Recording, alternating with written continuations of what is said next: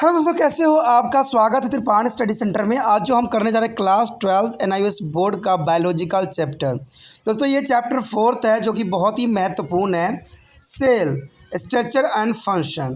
दोस्तों ये कोशिकाओं के बारे में है, जिसके बारे में हम यहाँ चर्चा करेंगे कि सेल स्ट्रक्चर और इसका जो है प्रकार किस तरह से कार्य करता है, कैसे इसका फंक्शन है हमारे शरीर में।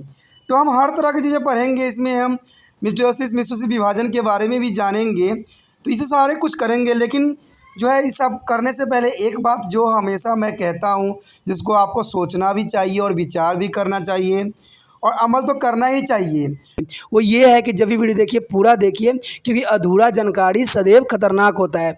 साथ में एक इम्पोर्टेंट बात ये भी रहता है, अगर आप पहली बार वीडियो देख रहे हो तो लाइक शेयर सब्सक्राइब करना मत भूलना। देखिए दोस्तों, लाइक कीजिएगा तो बनाने वाले का जो है प्रोत्साहन बढ़ता है और आपके लिए अच्छा से अच्छा करने की कोशिश करता है। ठीक है, सब्सक्राइब करना आपके हित में है। इसका कारण ये है कि अगर आप सब्सक्राइब करके रखोगे तभी जो है मेरा वीडियो का नोटिफिकेशन मिलेगा। और आपको पता है कि मैं हर क्लास का जो है सब्जेक्ट डालता ही रहता हूँ समय समय पे। तो अगर सब्सक्राइब करके नहीं रखिएगा तो शायद उस वीडियो से आप अनभिज्ञ रह जाइएगा, यानी वो आपको प्राप्त नहीं होगा और आप उसका नॉलेज नहीं ले पाइएगा।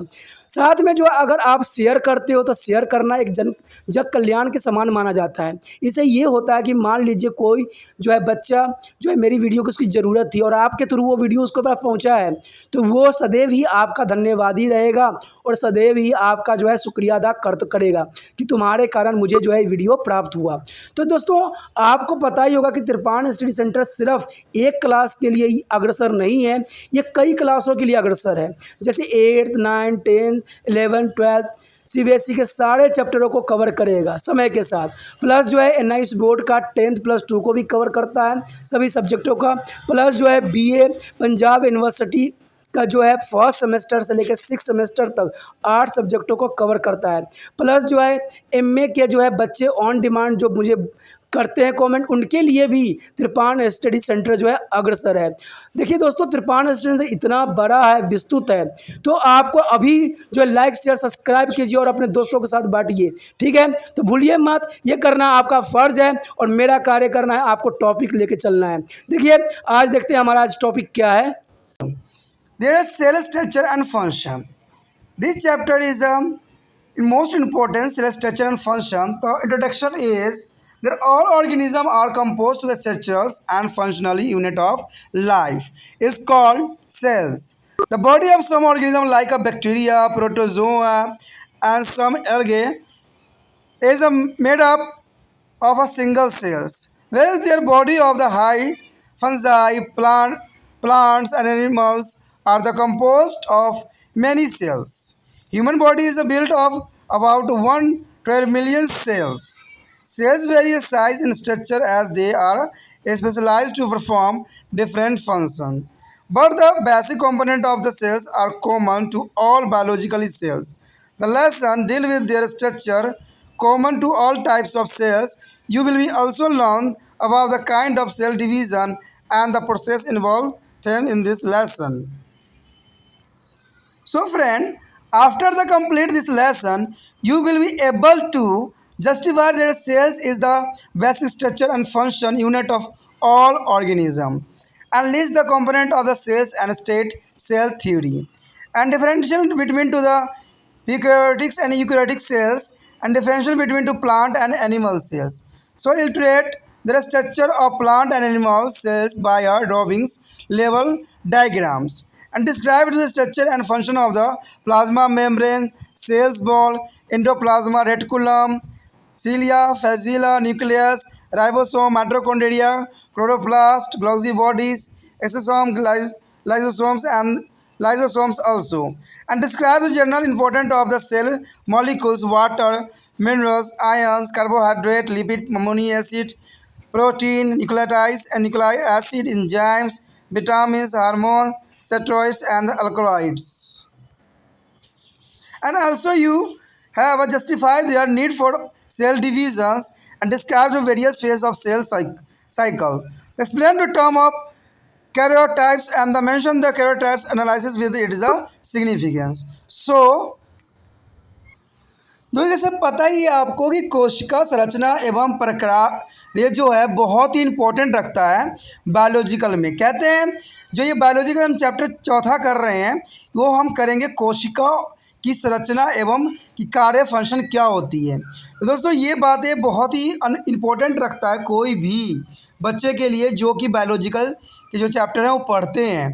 ठीक है, +2 में बायोलॉजिकल चैप्टर में जो कोशिका की संरचना है वो काफ़ी महत्वपूर्ण रहता है और एग्जामिनर का जो है फेवरेट हमेशा इसी में से बनता है क्वेश्चन। तो इसको बहुत ध्यान से समझने की आपकी ज़रूरत है और सोचने की भी ज़रूरत है। नहीं सोचिएगा, नहीं समझिएगा तो चैप्टर जो है कंप्लीट नहीं हो पाएगा। कहते सभी जीव जीव जो होते हैं जीवन की संरचनात्मक और प्रक्रियात्मक इकाइयों से मिलकर बनते हैं। देखिए दोस्तों, सभी जीव जो होते हैं संरचनात्मक हो या प्रक्रियात्मक इकाइयों से मिलकर बनते हैं जिन्हें हम कोशिकाएं कहा जाता है। कुछ जीव जैसे बैक्टीरिया, प्रोटोजोआ, कुछ शैवाल का शरीर एक ही कोशिकाओं के बने होते हैं, जबकि जो है उच्चतर कवक, पौधे और प्राणी अनेक कोशिकाओं से मिलकर बने होते हैं। मानव शरीर लगभग 1 ट्रिलियन कोशिकाओं से मिलकर बना होता है। जो तो आपको भी पता है कि हमारा शरीर का जो निर्माण है 1 ट्रिलियन कोशिकाओं से मिलकर बना हो सकता है। कहते हैं कोशिका कार्य संरचना में भिन्न होते हैं क्योंकि ये विभिन्न कार्यों को करने के लिए अनुकूल होते हैं। देखिए दोस्तों, कोशिकाओं के कारण ही हम जो है किसी भी कार्य करने के लिए सक्षम हो जाते हैं, लेकिन सभी जैविक कोशिकाओं में मूलभूत अवयव सामान्य होते हैं। इस पाठ में जो है आप सभी कोशिकाओं के मूलभूत संरचना के बारे में अध्ययन करेंगे और आप कोशिका विभाजन के प्रकार और निहित क्रियाकलापों के बारे में भी जानकारी प्राप्त करेंगे। साथ में जब आप चैप्टर ख़त्म कर लीजिएगा तो आप बहुत चीज़ों के बारे में जान चुके होंगे, जैसे कि कोशिका के सभी जीवों की मूलभूत संरचनात्मक कार्यात्मक इकाई होती है। ठीक है, अवयव जो पाए जाते हैं कोशिका के एक सिद्धांत होता है। इसमें प्रोकैरियोटिक्स और यूकैरियोटिक्स में क्या अंतर है, सुकेंद्रित कोशिकाएं क्या होती है। ठीक है, फिर आप जो है सभी कोशिकाओं की संरचना बनाना सीख जाओगे। ठीक है, प्लाज्मा झिल्ली, कोशिका भित्ति, अंतर्जालिका, एंडोप्लाज्मा रेटिकुलम हो, चाहे आपका न्यूक्लियस हो, राइबोसोम हो, माइटोकॉन्ड्रिया हो, हरित लवण क्लोरोप्लास्ट हो, या पैराक्सियोसोम हो या लाइसोसोम की संरचना हो, सब कुछ जान जाइएगा। साथ में आप खनिज के बारे में भी जानिएगा। आयरन, कार्बोहाइड्रेट, लिपिड, अमीनो अम्ल, प्रोटीन, न्यूक्लाइड्स, न्यूक्लिक अम्बस, एंजाइम, विटामिन, हार्मोन, अल्कोलाइड्स, सारे चीज़ों के बारे में जानिएगा। लेकिन तभी जान पाइएगा जब त्रिपाण स्टडी सेंटर के सब्सक्राइब कीजिएगा और त्रिपाण स्टडी सेंटर के साथ सदैव बने रहिएगा। तो चलिए देखते हैं हमारा आज पहला टॉपिक क्या है। The first topic is the cells and cell theory. Friend, here is the cell and cell theory. Their first is a landmark in the study of a cell.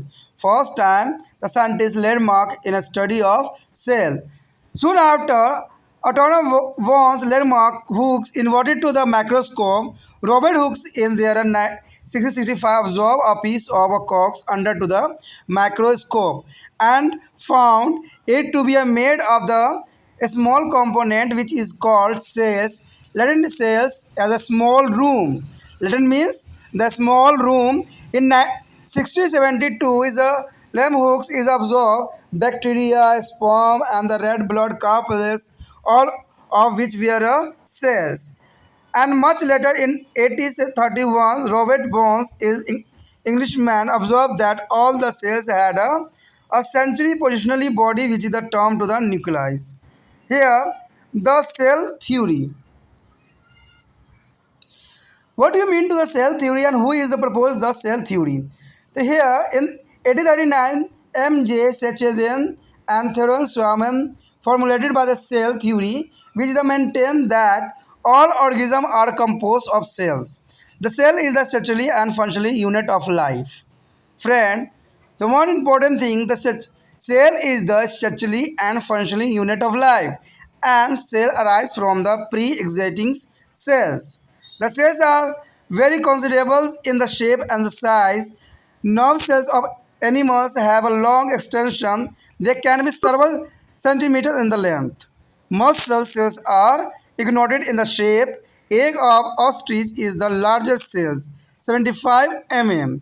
Some plant cells have a thick walls. There is also wide variation in the number of cells in a different organism. So the cell mean a cells may be defined as a unit of protoplasma bonded by a plasma or cell membranes, and processing or nucleus. Protoplasma is the life-giving substance and include the cytoplasma and the nucleus.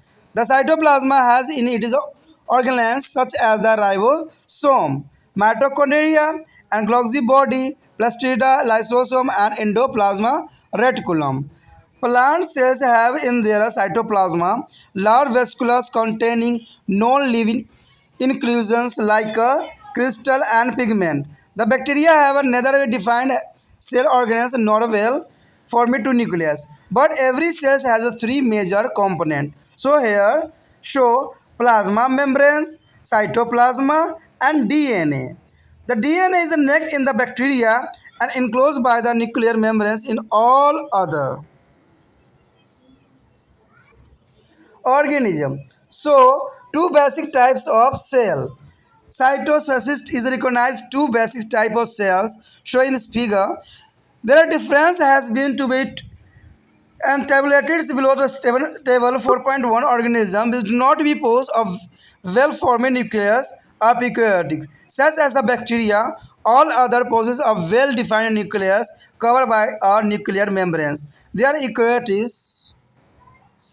Here show this difference between the eukaryotic and eukaryotic cells. Friend, eukaryotic cells mean your true crown nucleus and prokaryotics mean your earlier primitive. So their first is eukaryotics is a nuclear distinctions with the well-formed nuclear membranes. And here the nucleus not a distinct, it is in their form of the nuclear zone, nucleides and nuclear membranes absent. And eukaryote is a double membrane cells. Organelles is a chloroplast, mitochondria, nucleus, and single membrane. Golgi apertures, lysosome, vasculus, endoplasma, reticulum, and present.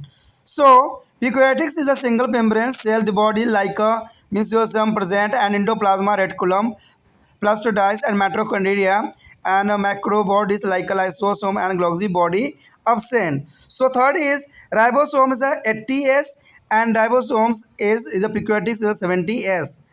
There is a 4-point distracted compartment in the cells is the cytoplasma and the nucleus. Here, no compartments. So, fifth point is depending upon the species, number of chromosome per nucleus varies from 2 of to many. And here, there is only one chromosome per cells. And 6 point is each chromosome is a linear with its two end free. And here is the number chromosomes is circular and remaining attached to the cell membranes at 1 point. 7 point here each chromosome has a one linear double standard DNA complexed with the histone. And second is the chromosome has a single double stranded circular DNA molecules and not be associated with their histones. And 8 point is that each chromosome has a one centromeres that divided the chromosome into two arms. However, if there are centromeres in the terminal, their chromosome would be have only one arm. And the last point there the chromosome lack an centromere. Here see two diagrams in the electronic macrographing are eukaryotic cells and prokaryotic cell. So friend, this is an important cell for the eukaryotic cell and prokaryotic cell on the examination view. The subwork unit is the when their cell is a fascinated is broken down into the component by the rotating in a ultracentrifuge. At a different speed, their ribosome of eukaryotics and prokaryotic cell sediment is settled down at a different speed. The coefficient of the sedimentations is represented in the cerebral unit is expected as a S. The plant cells and animal cells also differ several speed they are given table. The difference between the plant cells cell and animal cell. Here cellulose cells wall is a present extended to be cell membranes. Here is a plant cells and animal cells and no cell wall. Outermost structure is the cell membranes or plasma membranes. Plant cell is a vasculars are usually large and animal cells are generally vasculars are absent and if you present are usually small. The plant cell is a Plastocytes present, but is a animal cell is a plastocytes is a absent. And fourth point is a plant cells is a glossy body present in the form of unit known as the dactosomes. An animal cell their glossy body well developed having two cytokines. Last is a plant cells is a centrioles is absent, and animal cells is a centrioles is a present. Here show in this picture of animal cell and plant cell. In this picture, a plant cells and animal cells, there are well development cells on their microscopic examination. Here present star granules, nucleus, glass, nuclear membranes, vascular, chloroplast, and the cellulose, cell walls, mitochondria, endoplasma, is a membranes, plasma, cytoplasma. And animal cells are present of vascular, centroids, nucleus, nuclei, cytoplasma, mitochondria, endoplasma, reticulum, rhizosome, Golgi, operate, and pennicots. There is a difference between to the plants and animal cells, and they are important for the this diagram in exam view. So friend, learn now. दोस्तों जैसे कि कोशिका तथा कोशिका के सिद्धांत कहते हैं, कोशिका जो है हर एक इंसान के लिए, हर एक जीव के लिए महत्वपूर्ण योगदान देता है। आपको पता है कि जिस तरह से घर का निर्माण होता है बहुत से मटेरियल से, उसी तरह से जो है एक हमारे शरीर का जो निर्माण होता है कोशिका जो है इसके लिए उत्तरदायी होती है। कोशिका तथा कोशिका के सिद्धांत के बारे में जानना अत्यंत महत्वपूर्ण एवं रोचक सिद्ध होगा, इसलिए कोशिका तथा कोशिका सिद्धांतों को आप मिस मत कीजिए। कहते हैं हर एक टॉपिक के जब इंटरेस्टिंग से पढ़िएगा, समझिएगा तो बहुत ही मज़ा आएगा। देखिए पढ़ाई लिखाई जो होता है वो चीज़ है जैसे हमें ज्ञान भी प्राप्त होती है और हम अपने बारे में जानना भी सीखते हैं कि हमारे शरीर में किस किस चीज़ों का जो है अपना महत्वपूर्ण योगदान है। तो ये सब चीज़ें हमें कहाँ से प्राप्त होती है? वो होती है ज्ञान से। बड़े बड़े साइंटिस्टों ने रिसर्च करके इस बात को प्रमाणित किया होता है और यही बात जो है हम पढ़ते हैं और इसको एक्सपेरिमेंट में भी जाहिर करते हैं। तो पहला इसमें बात यही आता है कोशिकाओं के अध्ययन में ऐतिहासिक घटना। देखिए दोस्तों, कोशिका के अध्ययन में बहुत सी ऐतिहासिक घटना घटी और बहुत साइंटिस्टों ने इसके ऊपर अपना जो विचारधारा प्रस्तुत किया है। कहते हैं एंटोन बॉन जो लेव्यूनहोकर द्वारा सूक्ष्मदर्शी का आविष्कार किए जाने के बाद, यानी एंटोन बॉन जो लेव्यूनहोकर ने जो है सूक्ष्मदर्शी का जो आविष्कार किया था, उसके बाद रॉबर्ट हुक ने जो है सन 1665 ईस्वी में कर के एक टुकड़े को माइक्रोस्कोप से देखा और पाया कि वह बहुत छोटे उपखंडों में मिलकर बना है, जिसे उसने सेल कहा। ठीक है, बहुत सी चीज़ों का सेल कहा। हम हिंदी में कोशिका कहते हैं, लैटिन भाषा में सेल का अर्थ होता है छोटा सा कक्ष, यानी एक रूम सा माना जा सकता है। कहते हैं सन 1672 में जो है लेवेनहोकर ने बैक्टीरिया और शुक्राणुओं एवं लाल रुधिर कणिकाओं देखी जो सभी कोशिकाएं थी। सन 1831 में इंग्लैंड के एक विज्ञानी रॉबर्ट हुक ने देखा कि सभी कोशिकाओं के मध्य एक काय पाया जाता है, जिसे उन्होंने केंद्र यानी न्यूक्लियस के नाम दिया। कहते हैं कोशिका की अपनी एक सिद्धांत है, अपने एक कहते हैं विचार है। 1838 ईस्वी में M.J. सलीडन्स ने जो है और एवं जो है थियोडोर सवन ने कोशिका सिद्धांत का जो है प्रतिपादन किया, जिसके अनुसार उन्होंने बताया था 3 बात इसमें महत्वपूर्ण थी। पहला बात यही था कि सभी जीव कोशिकाओं के बने होते हैं। सभी जीव दोस्तों किसके बने होते हैं? कोशिकाओं के बने होते हैं। कोशिकाओं ही जीवन की सृजनात्मक एवं कार्यात्मक इकाई है। याद रखना दोस्तों कि कोशिका ही जीवन के सृजनात्मक और कार्यात्मक इकाई है। कोशिका पहले से ही विद्यमान कोशिकाओं से उत्पन्न होती है। देखिए कोशिका पहले से विद्यमान होती है जिसके कारण वो उत्पन्न होती है। कहते हैं कोशिका में आकृति आकार की दृष्टि से काफ़ी विविधता पाई जाती है। कोशिकाओं में दोस्तों जो होती है आकार और आकृति में काफ़ी विविधता पाई जाती है। तो ये विविधता जो होती है उनके लिए एक विशिष्ट प्रमाणित करती है। प्राणियों की तंत्रिका कोशिका में लंबे लंबे प्रवर्धन बने होते हैं, यानी लंबे लंबे तंत्रिका तंत्र होते हैं। इनकी लंबाई कई सेंटीमीटर हो सकती है। कहते हैं पेशी कोशिका आकार में दीर्घकृत लंबी होती है। आपने शुतुरमुर्ग देखा होगा, शुतुरमुर्ग का जो अंडा सबसे बड़ी कोशिका होती है, जैसे 75 mm की होती है। कुछ पादप कोशिकाओं में मोटी भित्ति होती है। विभिन्न जीवों में कोशिकाओं का संख्या में भी व्यापक विभिन्नता पाई जाती है। तो कहते हैं जैसा जीव होता है उसी प्रकार से जो है कोशिका का निर्माण संभव होता है। अब कोशिका के बारे में आप क्या जानते हैं? कहते हैं कोशिका जो होती है, कोशिकाओं को जो है जीव द्रव्य की एक ऐसी इकाई के रूप में परिभाषित किया जा सकता है जो एक प्लाज्मा झिल्ली से घिरी हो और इनमें एक केंद्रक हो। जीव द्रव्य जीवन प्रदान करने वाले एक द्रव्य है जिसमें कोशिका द्रव्य और केंद्रक विद्यमान होते हैं। कहते हैं कोशिका द्रव्य में अनेक कोशिकांग अंगक होते हैं, जैसे कि राइबोसोम हो गया, माइटोकॉन्ड्रिया हो गया जिसे हम सूत्रकणिका भी कहते हैं, गोल्गी काय यानी प्लास्टोसिस्ट यानी कवर लवक, और लाइसोसोम लयन काय। इसके पश्चात जो है एंडोप्लाज्मिक रेटिकुलम यानी अंतर्द्रव्य जालिका।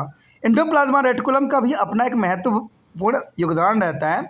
उसके पश्चात पादप कोशिकाओं के जो है कोशिका द्रव्य में अनेक धमनियाँ वेस्कुलस पाई जाती है जिनमें जो है अजीवित पदार्थ जैसे क्रिस्टल वर्णक आदि पाए भी जाते हैं। जीवाणु में न तो कोशिका अंगक पाए जाते हैं और न ही स्पष्ट निर्मित केंद्रक। कहते हैं लेकिन प्रत्येक कोशिकाओं के 3 अवयव होते हैं, जिसमें से पहला जो है प्लाज्मा झिल्ली प्रेजेंट होती है, प्लाज्मा मेम्ब्रेन्स यानी कोशिका द्रव्य, साइटोप्लाज्मा, और एटलिस्ट डीएनए। डीएनए तो आपको पता है इसका फुल फॉर्म जो होता है डीऑक्सीराइबोन्यूक्लिक एसिड, तो ये आपके लिए भी महत्वपूर्ण रहता है, कभी कभी 1 नंबर में पूछ लेता है। कहते हैं डीएनए बैक्टीरिया में अनावृत एवं अन्य जीवों में केंद्रीकृत झिल्ली से आवृत पाए जाते हैं। उसके पश्चात है कहते हैं कि कोशिकाओं के 2 मूलभूत किस्में होती है। कहते हैं कोशिका वैज्ञानिक ने कोशिकाओं के 2 मूलभूत किस्मों में बांटा है। उनके भेदों में नीचे दी गई सारणी में दर्शाया भी गया है।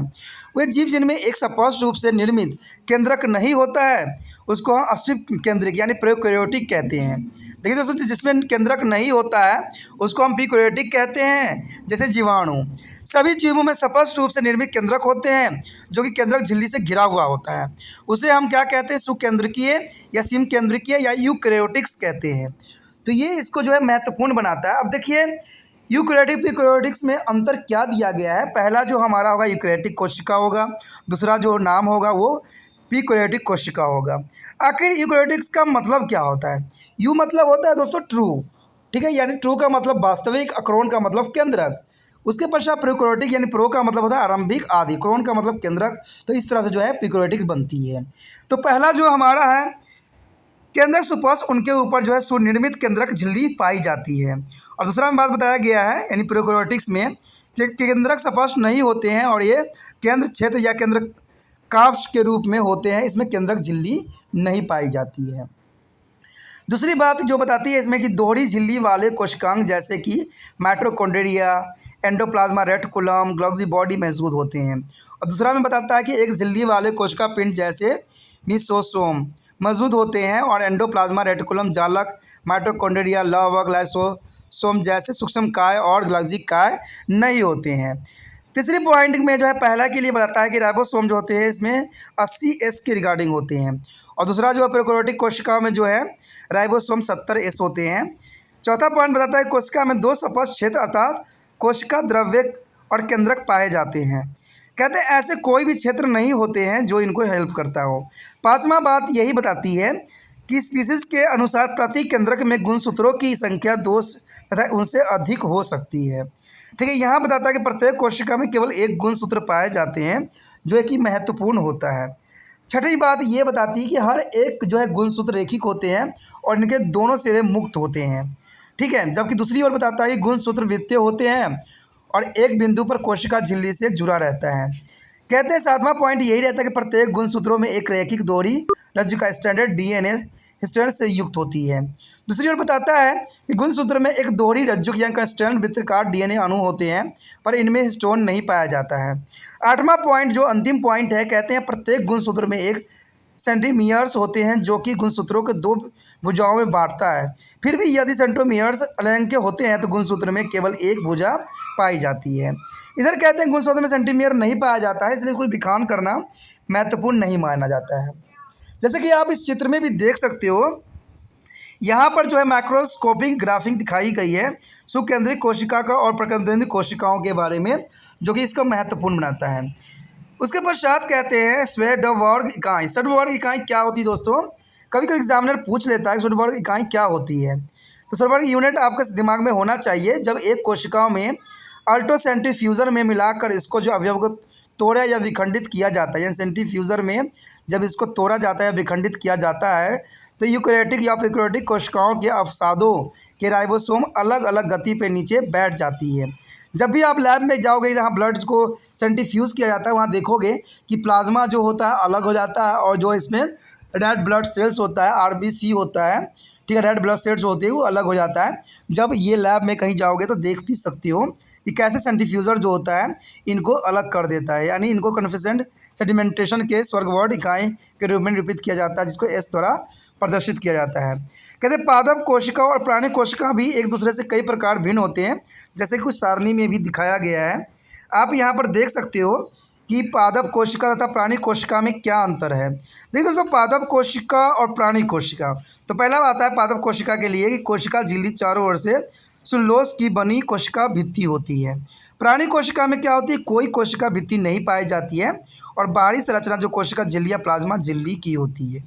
दूसरी बात बताती है पादप कोशिका में रसदानियाँ आमतौर पर बड़े आकार की होती है, जबकि प्राणी कोशिका में यही बताती है कि रसदानियाँ आमतौर पर नहीं होती है, यदि होती भी है तो सामान्यतः छोटी आकार की होती है। पादप कोशिका में बताया जाता है कि प्लास्टिड्स मौजूद होते हैं, जबकि जो यहाँ प्राणी कोशिका में प्लास्टिड्स मौजूद नहीं होते हैं। ठीक है, पादप कोशिका में बताता है ग्लाक्सी जालिका यानी डिफ्लोटॉन्स नामक इकाई के रूप में होता है, जबकि ग्लाक्सी काय सुविकसित और स्टेनयुक्त होती है। पादप कोशिका में बताया जाता है कि तार केंद्रक या सेंट्रोसोल नहीं होते हैं, जबकि प्राणी कोशिका में तार केंद्रक या सेंट्रोओल्स मौजूद होते हैं। जैसे कि आप डायग्राम में भी यहाँ पर देख सकते हो कि पादप कोशिका और प्राणी कोशिका में क्या अंतर है। दोस्तों ये डायग्राम जो है कई क्लासों के लिए इम्पोर्टेंट है, चाहे वो 9th क्लास हो, 10th हो या +2 हो, सब जगह जो है महत्वपूर्ण योगदान रखता है। तो आप भी इसको जो है अच्छे से जो लेवल डायग्राम को जो है आप नामिनेट करके इसको अच्छे से याद कर लेना, क्योंकि एग्जामिनर का हमेशा जो है प्लांट सेल और डीएनए सेल डिफरेंस पूछता है और विथ डायग्राम के साथ। तो ये अत्यंत महत्वपूर्ण रहता है। अगर आप अच्छे से एग्ज़ाम क्रैक करना चाहते हो, अच्छे से करना चाहते हो, तो इन डायग्रामों को अच्छे से कर लेना, ठीक है। और डायग्राम करने के साथ साथ जो है एक उंगली जो है आप अपने दोस्तों को शेयर करने में भी इस वीडियो को लगा देना, तभी जो जाके आए जो आने वाला एग्ज़ाम होगा उसमें जो है आपको त्रिपाण स्टडी सेंटर जो है आपके लिए जो है एक सीरीज़ लाएगा जिसमें इंपॉर्टेंट क्वेश्चन होगा। अगर ये आगे नहीं बढ़ा तो शायद आपके समक्ष जो होगा सीरीज़ भी नहीं आएगा, क्योंकि ये भी मैं आपको पहले ही बता देता हूँ। क्योंकि कहते हैं दोस्तों, जब तक आप मुझे आगे प्रोत्साहित नहीं कीजिएगा तो मैं कैसे आपके लिए कुछ करने की कोशिश करूं। देखिए दोस्तों, मैंने कहा ना, सिर्फ त्रिपाण स्टडी सेंटर का जो एक ही उद्देश्य है कि मेरे भारत के जो बच्चे हैं वो सही ज्ञान के साथ आगे बढ़ें और सही देश का जो है निर्माण हो। कहते हैं यहाँ पर बहुत चीज़ें जो है लालच दे दे के लोगों को बेवकूफ़ बनाने की कोशिश किया जा रहा है, तो इसीलिए जो है त्रिपाण स्टडी सेंटर खड़ा हुआ है। तो कहते हैं सिर्फ आपको सिर्फ बातें बता के नहीं समझाया जा सकता जब तक आपको अच्छा एजुकेशन प्राप्त ना हो। सभी जगह कहा जाता है कि अच्छे एजुकेशन है, लेकिन अच्छे एजुकेशन कुछ ही जगहों पर सीमित रह गया है, ठीक है। बहुत ही कम जगह है जहाँ पर अच्छे बच्चों का एजुकेशन प्राप्त मात्रा में मिलती है। तो यही त्रिपाण स्टडी सेंटर भी किया है, क्योंकि NIS बच्चे हों या कोई भी बच्चे हों, उनको जो है सही तरह से इन्फॉर्मेशन नहीं मिल पाता है और अधूरी जानकारी के साथ वो आगे बढ़ते हैं। तो आप भी त्रिपाण स्टडी सेंटर को आगे बढ़ाइए, तो मैं भी आपके लिए अच्छा से अच्छा करूंगा और आपको जो है अच्छे से अच्छे मार्क्स प्राप्त करने में आपका योगदान दूंगा, ठीक है दोस्तों। इसका जो अगला पार्ट होगा B पार्ट में हम मिलेंगे। B पार्ट में जो है हम बहुत कुछ जानेंगे और बहुत कुछ समझेंगे, जिसमें हमारा जो होगा भी कोशिका घटक तत्व के बारे में पढ़ेंगे, कोशिका झिल्ली के बारे में पढ़ेंगे, तो बहुत कुछ मिलेगा हमें, कोशिका द्रव्य के अंदर सब कुछ मिलेगा। तो इसका B पार्ट को देखना मत भूलिएगा। इसी तरह त्रिपाण स्टडी सेंटर को देखते रहिए, लाइक करते रहिए, शेयर करते रहिए। हम इसके B पार्ट में जो है आपके समक्ष साक्षात्कार होंगे। इसी के साथ जो है दोस्तों हमारा टॉपिक आज खत्म हो रहा है, ठीक है। अगर आपको अच्छा लगा तो लाइक शेयर सब्सक्राइब जरूर कीजिए। अगर पहली बार अगर आप वीडियो देख रहे हो, पहली बार मेरे चैनल पे आए हो, तो सब्सक्राइब करना आपका फ़र्ज़ बन जाता है। सब्सक्राइब करने से ये होगा कि जो भी मैं आप क्लास के रिगार्डिंग कोई भी वीडियो डालूंगा उसका नोटिफिकेशन जो है समय समय पर आपको प्राप्त होता रहेगा। अगर सब्सक्राइब नहीं कीजिएगा, अगर आप दोबारा से त्रिपाण स्टडी सेंटर पर आने की कोशिश कीजिएगा तो वहाँ पर आप त्रिपाण लिखिएगा तो जो है वो त्रिपस कर देगा, ठीक है। जो आप गूगल पर सर्च करेंगे वो त्रिपस कर देगा, जिससे वजह से आप जो है मेरे वीडियो का जो है फायदा नहीं उठा पाओगे। तो सोचिए मत, विचार मत कीजिए, सब्सक्राइब कीजिए। आप सोचते होइएगा कि मेरे जो एग्जाम खत्म हो जाने के मेरा क्या जरूरत है त्रिपाण स्टडी सेंटर से, ठीक है, तो इसलिए सब्सक्राइब नहीं करने का सोचिएगा। लेकिन दोस्तों ऐसा नहीं है, त्रिपाण स्टडी सेंटर जो है बहुत हेल्पफुल है। क्योंकि ये जो है आपके 8th class, 9th, 10th, 11th, 12th जो आर्ट्स के सब्जेक्ट को कवर करता ही है, प्लस जो है ये NISU बोर्ड के जो है 10th प्लस 2 को भी कवर करता है। साथ में BA जो है फर्स्ट ईयर से लेकर 6 सेमेस्टर तक बच्चों के लिए ये अग्रसर रहेगा आर्ट्स सब्जेक्ट में। तो सोचिए नहीं, विचार नहीं कीजिए, काफ़ी जो है त्रिपाण स्टडी सेंटर का फायदा ही फायदा है। ठीक है, अगर आप मुझे प्रोत्साहित करोगे तो आपके लिए मैं तरह तरह के वीडियो बनाऊंगा जो आपको फ़ायदा पहुंचाएगा। एग्ज़ाम के तौर पे मैं आपको जो है पेपर भी आपको सोल्यूशन करके दिखाऊंगा जो आपके लिए फ़ायदेमंद रहेगा। अगर नहीं सब्सक्राइब कीजिएगा, मेरा मनोबल घटेगा, तो हो सकता है कि आपको फिर दोबारा मैं ना वीडियो बनाऊं और आपको फ़ायदा ना पहुंचाऊं। तो अभी भी नहीं सोचिए, मेरा जितना आप फैलाइएगा, जितने दूसरे बच्चों के साथ शेयर कीजिएगा, उतना जो है मैं आपके लिए कार्य करने में अग्रसर रहूँगा। ठीक है दोस्तों, इसे सोचिए मत, विचार मत कीजिए, अभी सब्सक्राइब कीजिए और अपने व्हाट्सएप स्टेटस पे लगाइए और दूसरे बच्चों के साथ भी शेयर कीजिए। ठीक है दोस्तों, अपना ध्यान रखना, बाय।